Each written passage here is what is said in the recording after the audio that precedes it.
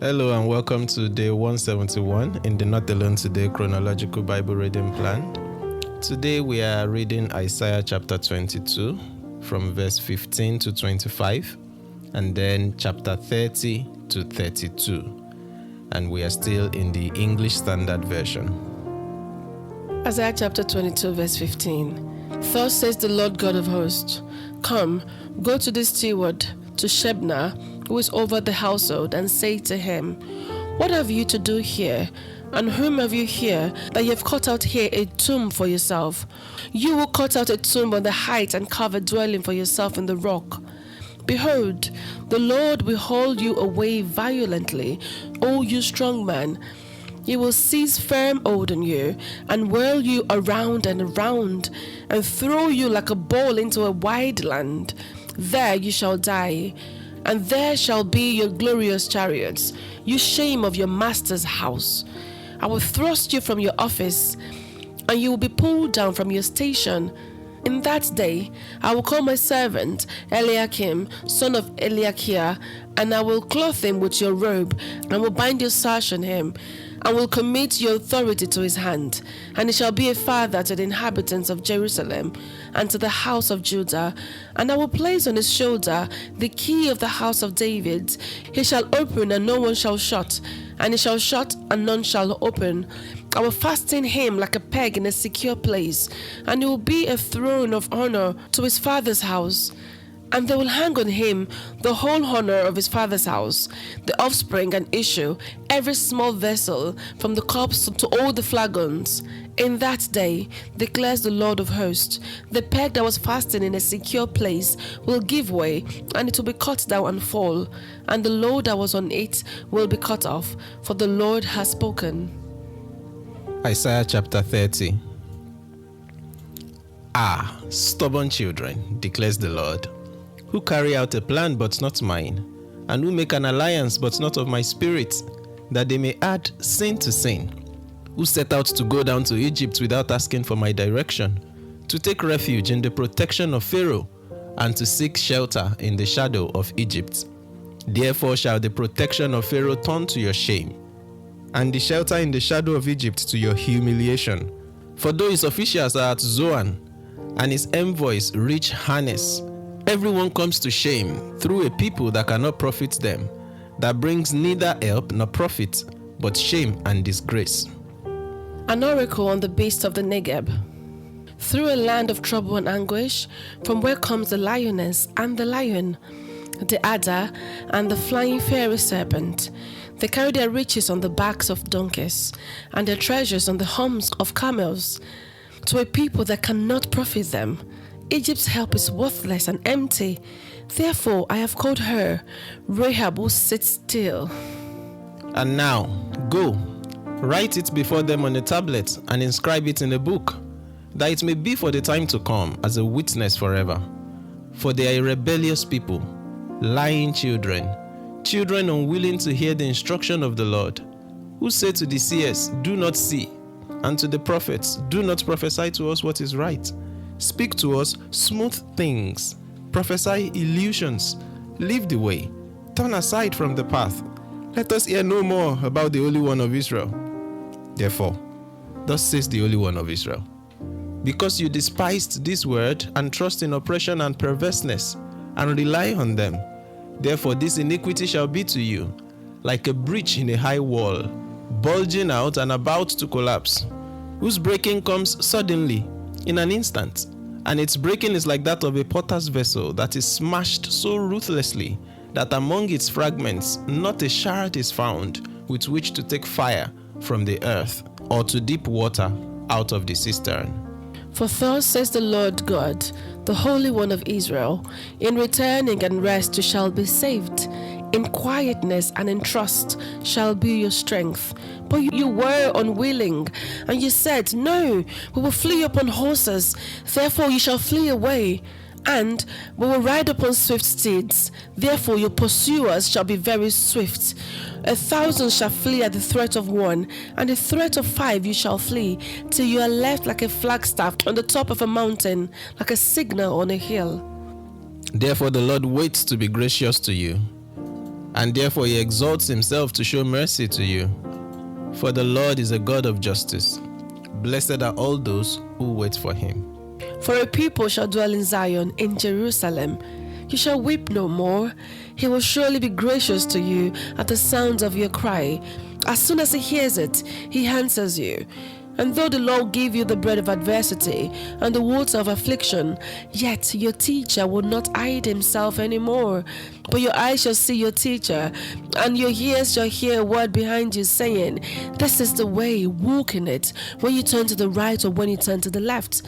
Then you will defile your carved idols overlaid with silver and your gold-plated metal images.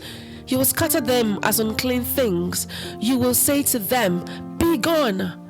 And he will give rain for the seed with which you sow the ground, and bread, the produce of the ground, which will be rich and plenteous.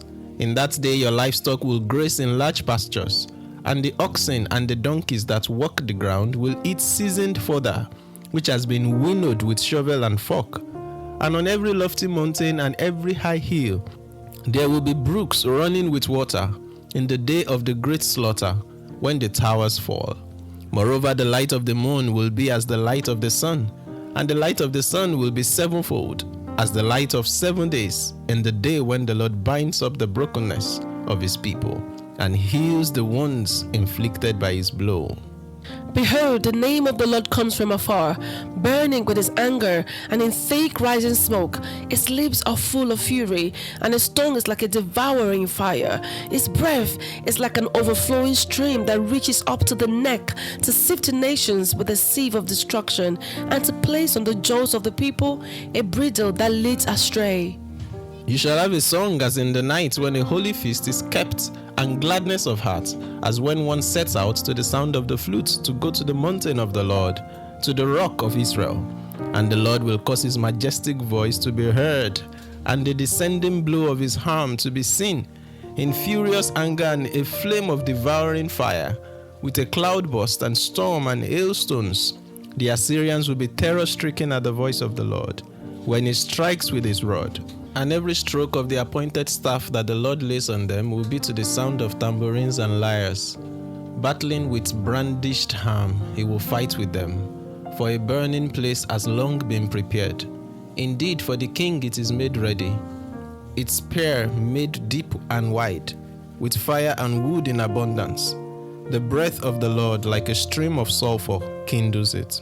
Chapter 31. Woe to those who go down to Egypt for help and rely on horses, who trust in chariots because they are many, and in horsemen because they are very strong, but do not look to the Holy One of Israel or consult the Lord. And yet he is wise and brings disaster. He does not call back his words, but will arise against the house of evildoers and against the helpers of those who work iniquity. The Egyptians are man and not God. Their horses are flesh and not spirit. When the Lord stretches out his hand, the helper will stumble, and he who is helped will fall, and they will all perish together. For thus the Lord said to me, as a lion or a young lion growls over his prey, and when a band of shepherds is called out against him, he is not terrified by their shouting, or daunted at their noise. So the Lord of hosts will come down to fight on Mount Zion and on its hill. Like birds hovering, so the Lord of hosts will protect Jerusalem. He will protect and deliver it. He will spare and rescue it. Turn to him, from whom people have deeply revolted, O children of Israel. For in that day everyone shall cast away his idols of silver and his idols of gold, which your hands have sinfully made for you. And the Assyrian shall fall by a sword, not of man, and a sword not of man shall devour him. And he shall flee from the sword, and his young men shall be put to forced labor. His rock shall pass away in terror, and his officers desert the standard in panic, declares the Lord, whose fire is in Zion, and whose furnace is in Jerusalem. Chapter 32. Behold, a king will reign in righteousness, and princes will rule in justice. Each will be like a hiding place from the wind, a shelter from the storm, and streams of water in a dry place, like the shade of a great rock in a weary land. Then the eyes of those who see will not be closed, and the ears of those who hear will give attention. The heart of the hasty will understand and know, and the tongue of the stammerers will hasten to speak distinctly. The fool will be no more called noble, nor the scoundrel said to be honorable. For the fool speaks fully, and his heart is busy with iniquity, to practice ungodliness, to utter error concerning the Lord, to leave the craving of the hungry unsatisfied, and to deprive the thirsty of drink. As for the scoundrel, his devices are evil. He plans wicked schemes to ruin the poor with lying words, even when the plea of the needy is right. But he who is noble plans noble things, and on noble things he stands. Rise up, you women who are at ease. Hear my voice, you complacent daughters. Give ear to my speech. In little more than a year you will shudder, you complacent women. For the grape harvest fails, the fruit harvest will not come. Tremble, you women who are at ease. Shudder, you complacent ones. Strip and make yourselves bare, and tie sackcloth around your waists. Beat your breasts for the pleasant fields, for the fruitful vine, for the soil of my people, growing up in thorns and briars. Yes, for all the joyous houses in the exultant city. For the palace is forsaken, the populous city deserted. The hill and the watchtower will become dens forever, a joy of wild donkeys, a pasture of flocks, until the Spirit is poured upon us from on high, and the wilderness becomes a fruitful field, and the fruitful field is deemed a forest. Then justice will dwell in the wilderness, and righteousness abide in the fruitful field. And the effect of righteousness will be peace, and the result of righteousness, quietness and trust forever. My people will abide in a peaceful habitation. My people will abide in a peaceful habitation, in secure dwellings, and in quiet resting places. And it will hail when the forest falls down, and the city will be utterly laid low. Happy are you who sow beside all waters, who lets the feet of the ox and the donkey range free. This is the word of the Lord. Thanks be to God. Today we have read from Isaiah 22, 30, 31, and 32.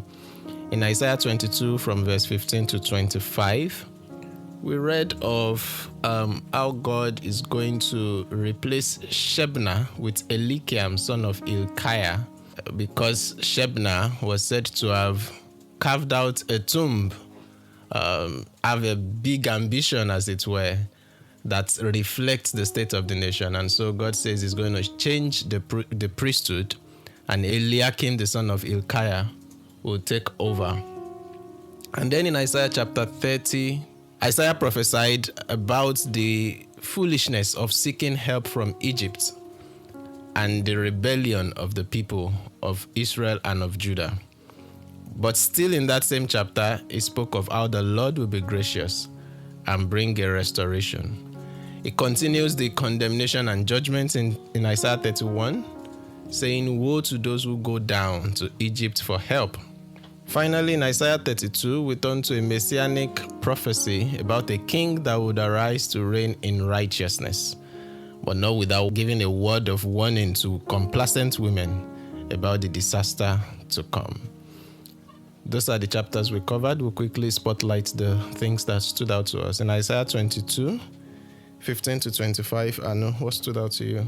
Verse 23 stood out to me, where God was saying that he will fasten him like a peg in a secure place, and it will be a throne of honor to his father's house.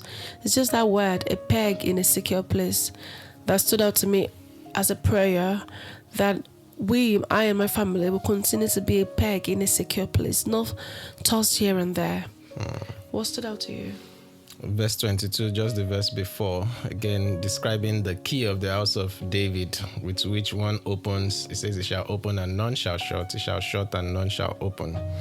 And we know that ties in with the spiritual authority that we have received from Jesus. Whatsoever we bind on earth would have been bound in heaven, and whatever we loosen, as it were, on earth would have been loosened in heaven. And we continue to put that authority, that delegated authority, to use in our day-to-day life. In chapter 30, what stood out to you? Verse 7 stood out to me, where God said, Egypt's help is worthless and empty. Therefore I have called her Rahab, who sits still. I thought, what does that mean? But then in the New King James Version, she's called Rahab Shebeth. The Nikot commentary said Rahab is known to be a sea monster of a popular legend, and that she's the ancient chaotic matter against whom the gods struggled for survival. So the Hebrews use that legend as a literary allusion when they speak of God overcoming Egypt to set them free. So therefore she's portrayed to be like she's more like a fat old grandma sitting sleepily in the sun. Why go to all the effort to buy her help? Rahab will sit still. I see. That's quite interesting. Sure. For me, it's verse 2 alongside 15. Verse 2, there's a phrase there about, after, first of all, condemning them for going down to Egypt, then it says, without asking for my direction.